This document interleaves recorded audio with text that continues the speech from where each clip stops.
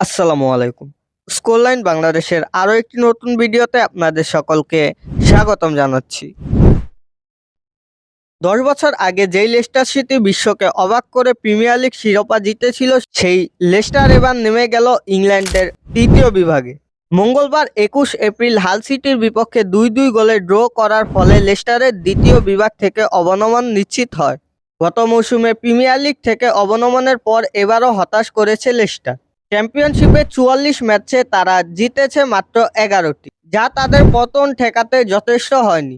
মঙ্গলবার নিজেদের শেষ সুযোগটা কাজে লাগাতে পারেনি দলটি। টেবিলের সপ্তম স্থানে থাকা হাল সিটির বিপক্ষে ২-২ গোলে ড্র করে তারা, ফলে অবনমন নিশ্চিত হয়ে যায়। এই গুরুত্বপূর্ণ ম্যাচে নিজেদের মাঠে খেললেও গ্যালারিতে দর্শকের উপস্থিতি ছিল হতাশাজনক। বাংলাদেশের মিডফিল্ডার হামজা চৌধুরী বদলি হিসেবে নেমে মাত্র ১ মিনিট খেলার সুযোগ পান। পুরো আসরে ৪৪ ম্যাচে ১৮ হার নিয়ে ৪২ পয়েন্ট সংগ্রহ করে ২৪ দলের মধ্যে ২৩তম স্থানে শেষ করেছে লেস্টার।